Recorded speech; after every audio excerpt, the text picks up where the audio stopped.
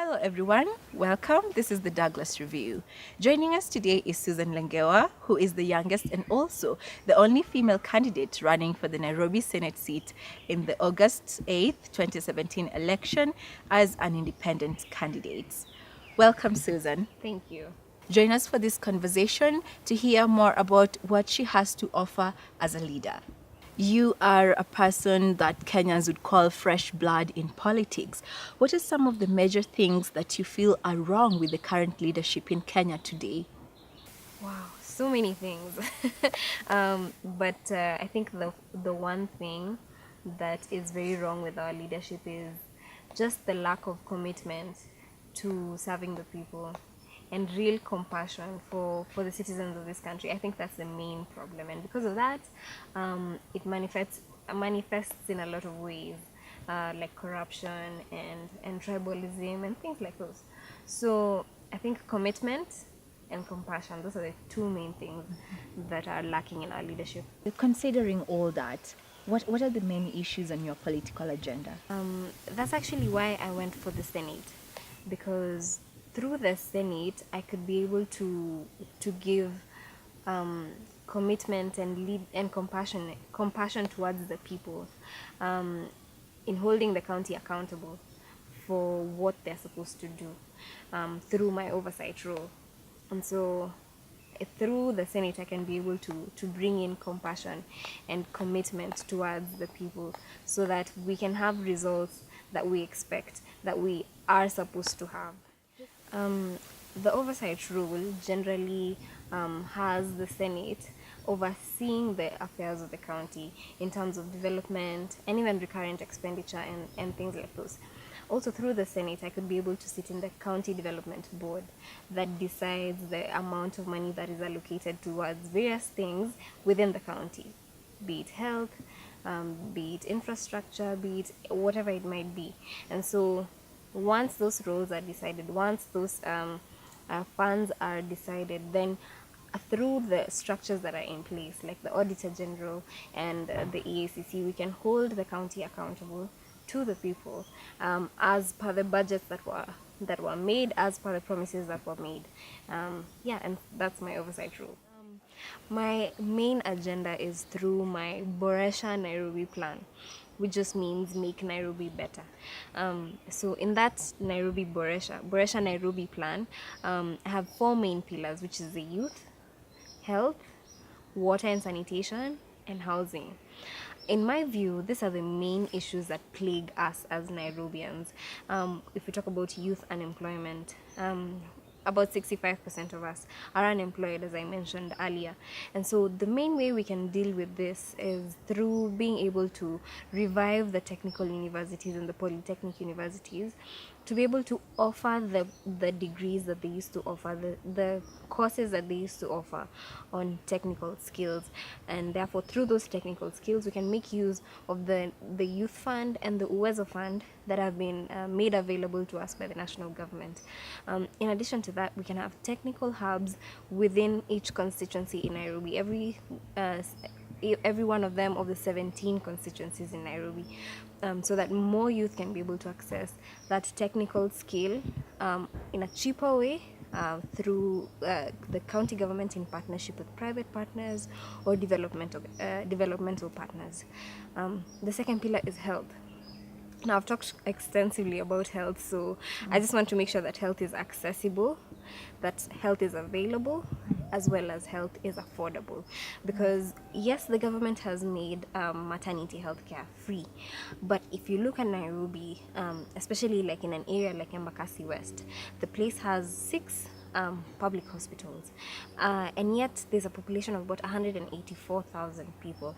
And so how are these people able to access that healthcare? And it's actually a shock, because 46% of the mothers in Embakasi West do not deliver in a public health facility. They don't deliver in under skilled healthcare. And so that is a big problem. It's heard of in other parts of the country, but in Nairobi, that is unheard of. So those are some of the things that we would like to address by making sure that there's proper funding in the healthcare system, so that more people can be able to access affordable healthcare and the services that are available to them. So we can talk about water and sanitation, which includes the sewer system as well. Now, did you know that the sewer system in Nairobi was actually constructed in the year 1961, and it's only meant to accommodate 1 million people? Now, the sewer system has never been expanded since then, and we are about 3 million people. So the sewer is extremely choked, and therefore that is something we have to address.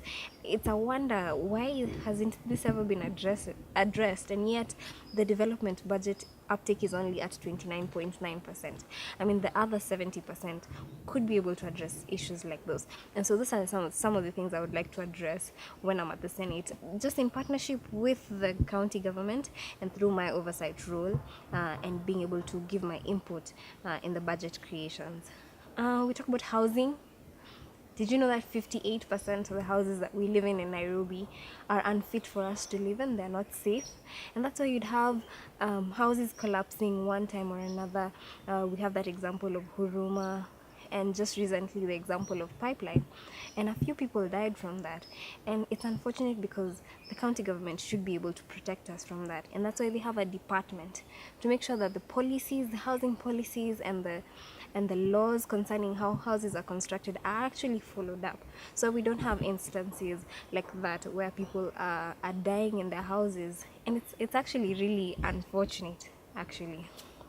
Yeah, and in addition to that, Nairobi needs a supply of about 150,000 houses per year, but at the moment we're only getting about 35,000, and that 35,000 is not even affordable housing. It's mostly housing that most people cannot afford, or it's in the informal sector, in the informal settlements. Yeah.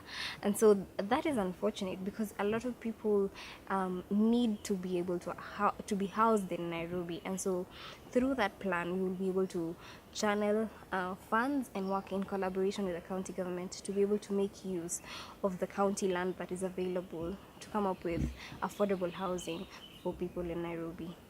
You have a background in healthcare, and you've also been very concerned about the broken healthcare system in Kenya.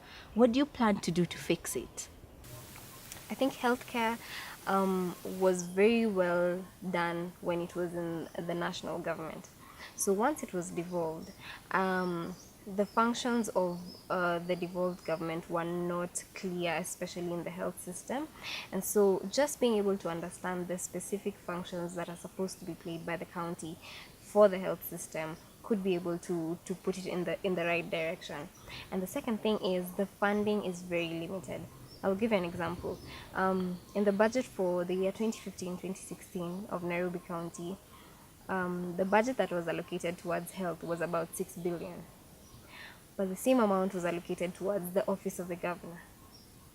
If you put those two on a weighing scale, does the health of 3.37 million people in Nairobi match up the needs of the office of the governor? I don't think so. And so that is one gap that we have.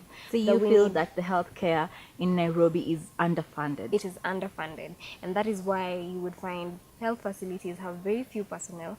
The equipment, it's very ill-equipped, and therefore as a result, it cannot function properly. The other thing is that there are very few health facilities in Nairobi. There are about 161, and we have a population of 3.37 million. Now that cannot match up.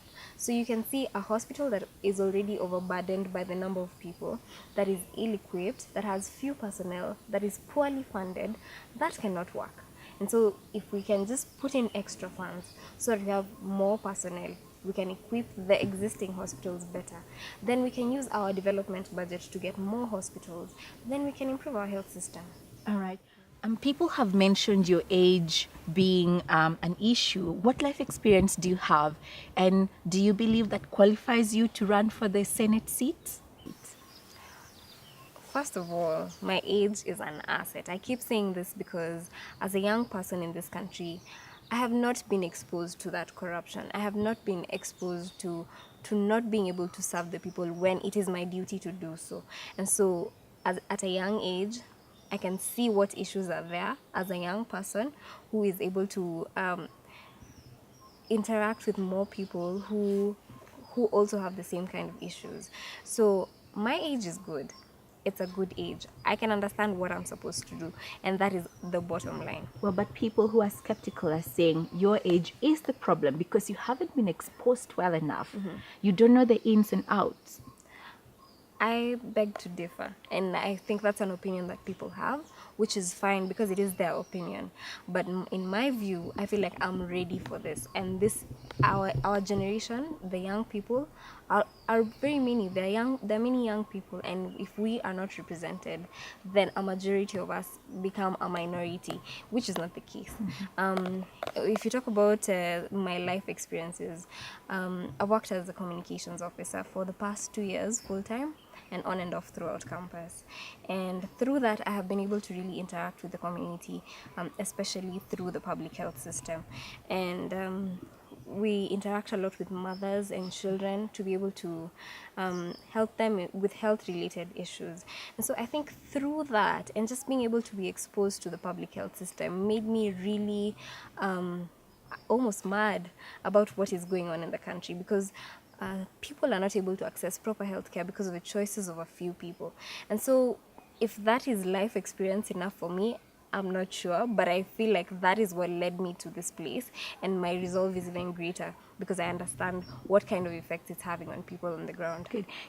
So, Susan, what sets you above the competition then? I pose to you a strong and solid character. I seem very determined because I can see the issue and if we don't fix the issue, I feel like the issue is going to grow bigger and bigger. This has been Franny Joey for the Douglas Review, and thanks a lot for watching. Please do join us next week on our Google Hangout, where we'll be having a panel discussion on the state of Kenyan politics currently. Thank you once again.